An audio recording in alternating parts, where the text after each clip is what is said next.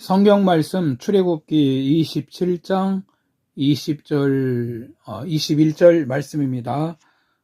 이 말씀에서 20절 말씀만 봉독해 드리겠습니다. 너는 또 이스라엘 자손에게 명령하여 감나무로 짠 순수한 기름을 등불을 위하여 내게로 가져오게 하고 끊이지 않게 등불을 켜되. 저는 이 본문 말씀을 가지고 성전의 불이 꺼지지 않게 하라, 이런 제목으로 잠깐 말씀을 나누겠습니다. 며칠 전에 교회에서 집으로 가고 있었습니다. 인덕대쯤 가고 있는데 도로에 경찰차들이 서 있고 승용차 한 대가 인도 쪽에 있는 전봇대를 들이받고 멈추어 있었습니다. 운전자도 크게 다친 듯 보였습니다. 운전자가 순간 앞을 못 본 것이지요. 이 앞을 본다는 것이 주위를 볼 수가 있고 앞을 본다는 것이 큰 축복입니다. 이 본문 내용은 성막 안에 있는 이 등불에 관한 말씀입니다. 하나님은 제사장에게 등잔에 불을 켜서 성소를 밝히라고 말씀하십니다. 여러분, 이제 우리 예수 믿는 사람들이 하나님의 성전이라는 것을 아십니까?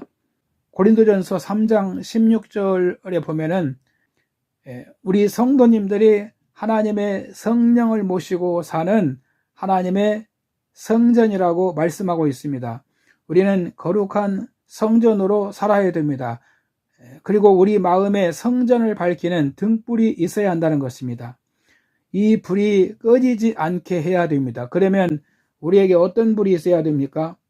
첫째는 우리 마음에 말씀의 등불이 켜져 있어야 됩니다. 성경에서 하나님의 말씀은 세 가지 의미를 가지고 있습니다. 하나는 성육신하신 말씀입니다. 예수님을 가리킵니다. 요한복음 1장 14절에 말씀이 육신이 되어 우리 가운데 거하심에 우리가 그 영광을 보니 아버지의 독생자의 영광이요 은혜와 진리가 충만하더라라고 말씀하십니다. 예수님이 성육신하신 말씀입니다. 예수님은 성경대로 우리를 구원하시기 위해서 우리 죄를 위해 죽으시고 다시 부활하셨습니다. 이 소식을 복음이라고 합니다. 이 복음의 말씀을 사람들에게 전하면 사람들이 눈을 뜨게 되고, 그리고 어둠에서 빛으로 나오고 마귀에게서 하나님께 돌아오고 예수님을 믿고 죄 용서를 받고 하나님 나라의 소망을 가지게 됩니다.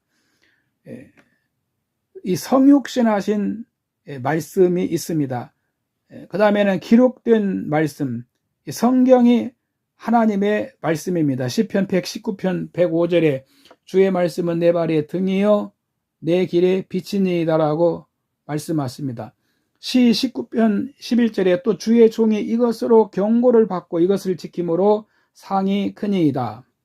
이뿐만이 아니고 설교도 하나님의 말씀입니다. 성경을 잘 풀어서 가르쳐 주시는 것이 설교입니다. 여러분, 주님의 말씀이 죄와 무지와 어두움 속에 있는 인생의 길을 밝혀줄 수 있는 유일한 등불이라는 것입니다. 그 다음에 두 번째는 기도의 등불이 있습니다. 성도는 교만하지 말고 하나님을 의지하면서 기도에 힘써야 됩니다. 우리는 피조물이라는 것을 잊지 말아야 됩니다. 살면서 답답할 때가 있고 앞이 안 보일 때가 있지요. 그때 우리는 기도해야 됩니다. 그 복음송에 보면 기도는 우리의 안식, 빛으로 인도하리. 앞이 캄캄할 때 기도 잊지 마시오. 기도는 우리의 안식, 빛으로 인도하리. 앞이 캄캄할 때 기도 잊지 마세요. 우리는 기도를 쉬지 말아야 됩니다. 세 번째는 경건의 등불입니다. 시 25편 12절 이하에 보면은 여호와를 경외하는 자 누구냐? 그가 택할 길을 그에게 가르치시리로다 라고 말씀하십니다. 경건한 자에게 하나님은 길을 가르쳐 주신다는 것입니다. 또 여호와의 친밀하심이 그를 경외하는 자에게 있다고 말씀하시고 있습니다. 이뿐만이 아니라 디모데전서 4장 7절 이하에 보면은 망령되고 허탄한 신화를 버리고 경건에 이르도록 내 자신을 연단하라. 육체의 연단은 약간의 유익이 있으나 경건은 범사에 유익하니 금생과 내생의 약속이 있느니라. 여러분, 우리 마음에 이 말씀의 등불을 밝혀야 됩니다. 또한 기도의 등불이 있어야 됩니다. 그리고 경건의 등불이 있어야 됩니다. 그러면은 어두움이 물러가게 될 것입니다. 우리 속에 있는 절망과 이 좌절이 물러갈 것입니다.